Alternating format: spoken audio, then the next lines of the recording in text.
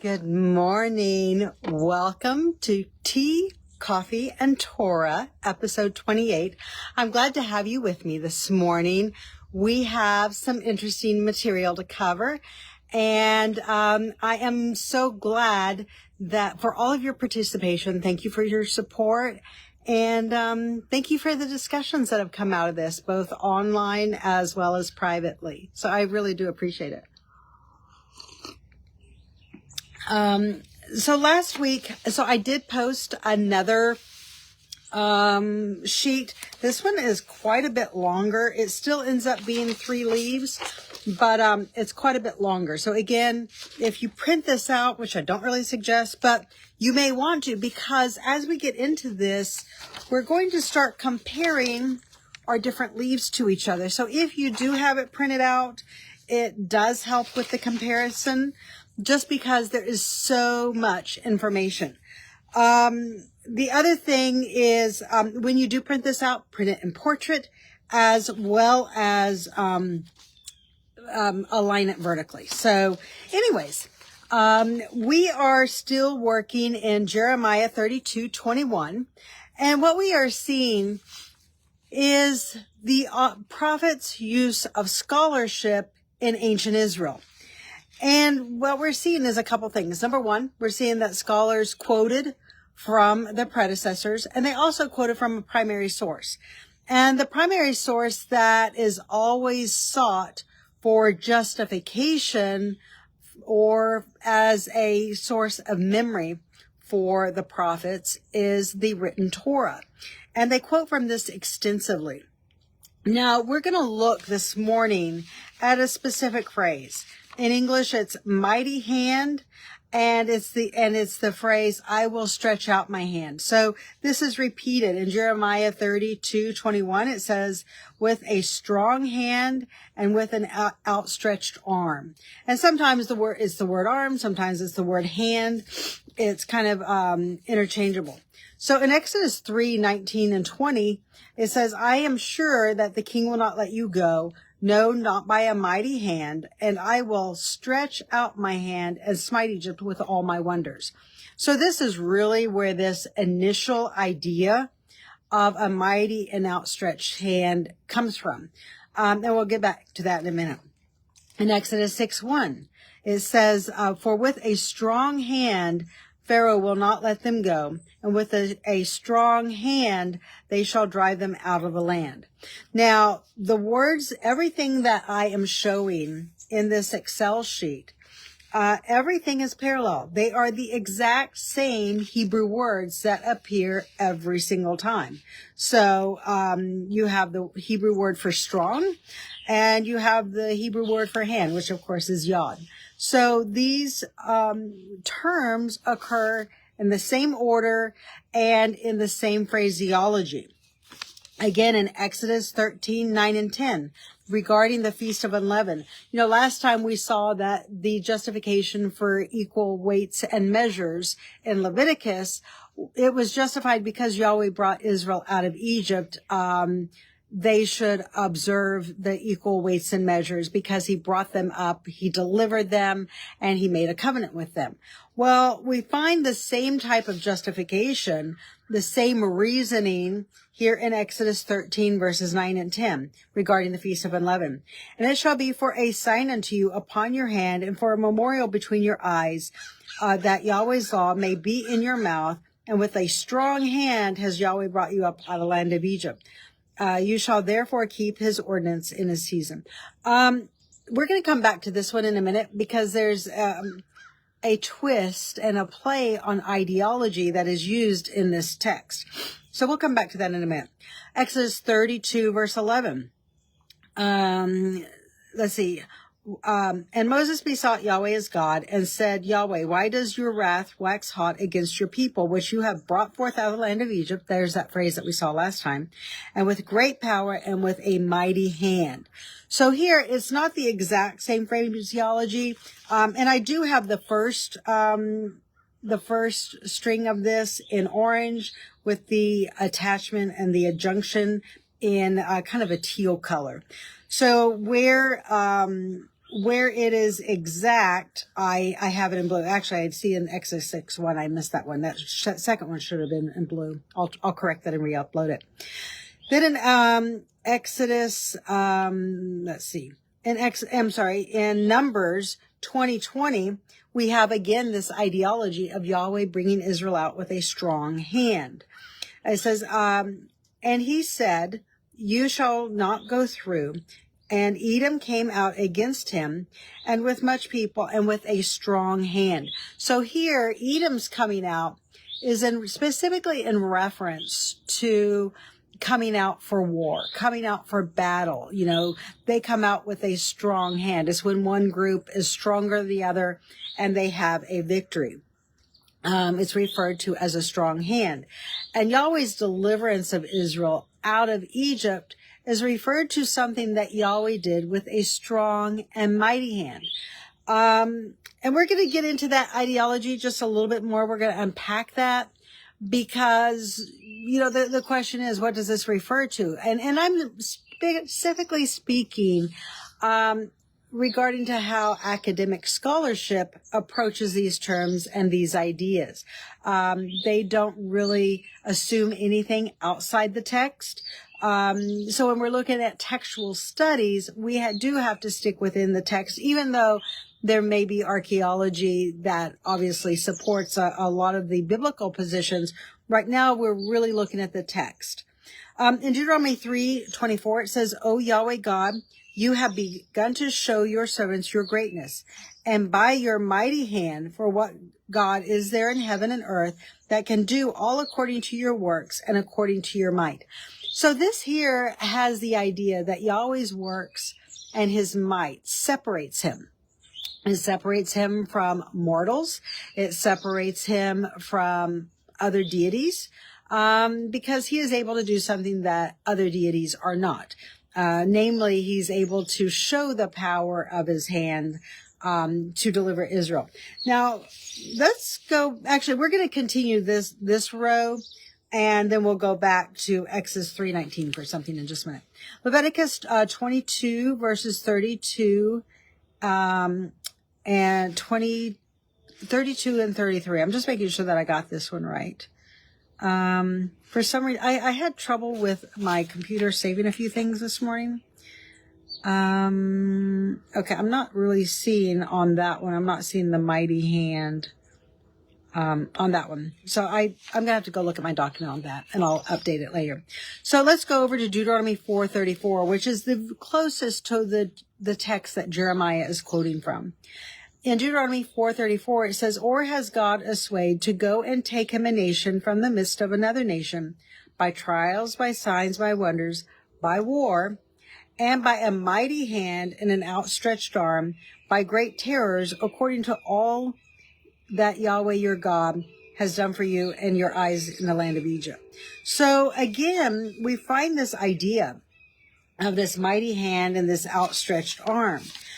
And if you'll notice, there's a natural development in the text where in the very beginning, there is recording something that occurred. In Exodus 3:19 and 20, he says, Pharaoh won't let you go by a mighty hand. And then that response to that mighty hand is that Yahweh will outstretch his hand. And then in Exodus 6:1, it's again this idea that Pharaoh has a strong hand and Yahweh is countering it with a strong hand. But then this becomes a formula by the time we reach Deuteronomy. So this shows that Deuteronomy is actually drawing from an earlier text. It is drawing from previous works of the scribes that worked under Moses. So the ideas are developing. You can see that you're taking a story that the scribes would have, or a history, an account that the scribes would have recorded under Moses. And then by the time we get to Deuteronomy, which is 40 years after the Exodus, or maybe 38 years after the Exodus, it becomes something that is a formal statement that always refers to the Exodus. Now, of years ago, I'm not going to say how many years ago because it was quite a few. I was on an ancient Near Eastern forum out of the University of Chicago. They had a really, really good forum where you had the top scholars in the field. They were discussing ideas. And this one thread of, and again, these were top academic scholars, they were discussing the Exodus, and they were discussing the Bible's claims to all of these miracles in Egypt. And everybody on that forum, these scholars, were really humanizing God. They pretty much rejected any idea of miracles, any idea of anything out of the ordinary that we would see in our natural world today. And this debate went on for probably, oh my goodness, there were probably 50, 60 posts to this one thread. And finally, you had this older scholar who got on. And he said, isn't the very definition of a divine being somebody who can perform a work, somebody who can do something that humans can't? And he pointed out how scholars, at least modern scholarship, humanizes God. We seek to make God in our likeness and in our image, confined to the same physical limitations that you and I as physical human beings are confined to. Where if God is a being that created us, that created the world, obviously he has some power outside of us. And when it comes to the plagues and the signs and wonders, which is what is consistently referred to throughout the Exodus story, if he is capable of doing signs and wonders, then that meets the definition of a deity, because a deity is a being that can do something that humans cannot. He has greater knowledge as to how to execute and bring these things to pass. So as we come in to Deuteronomy, if you'll look at the second line of the spreadsheet, in Deuteronomy 5:15, it says, "And remember that you were a servant in the land of Egypt, and that Yahweh your God brought you out from there through a mighty hand and an outstretched arm. Therefore, Yahweh your God commanded you to keep the Sabbath day." So here again, so far we've seen the Yahweh's delivering Israel out of Egypt. The fact that Yahweh did that, the fact that he married them in the wilderness, is the justification and the reason that he gives for keeping just balances, just weights, for keeping the Feast of Unleavened. And now we're seeing this also the justification for observing the Sabbath day. Yahweh did these things for you on your part to show that you're part of this covenant relationship. You are going to obey, and these are the things that you are going to obey. And if you notice, these things are not egregious. Yahweh in his love wants us to take a day off of work. He doesn't want us to be slaves. I will say that I have many friends who work 7 days a week, 365 days a year. They don't take, other than maybe their vacation time, their life is the life of basically a slave, because they are always working. And they never get any downtime. They never get that intermission and that day of rest, where I know for me, every Friday I am just like, looking forward to those hours to where the Sabbath begins, that I don't have to clean the house. I don't have to go research this or go do something on my book or meet a deadline. I don't have to do the things that I normally do during the week, because I get to breathe. I get to rejuvenate, relax for the next week. And that is something that Yahweh says we do. It's how we show our love, our affection for him, because he brought us out of the land of Egypt. Now, in Deuteronomy 6, 21 through 23, it states, "And when you shall say to your son, we were Pharaoh's bondsmen in Egypt, and Yahweh brought us out of Egypt," remember this is out of Egypt, the same as we saw before, "with a mighty hand. And Yahweh showed signs and wonders, great and evil, upon Egypt and upon Pharaoh and upon all his household before our eyes. And he brought us out from there, that he might bring us in to give us the land which he showed to our fathers." Now, in this one, we don't have the formal two-part phrase where, the first part is a mighty hand and then the second is an outstretched arm. Rather, it truncates this into just the first stanza.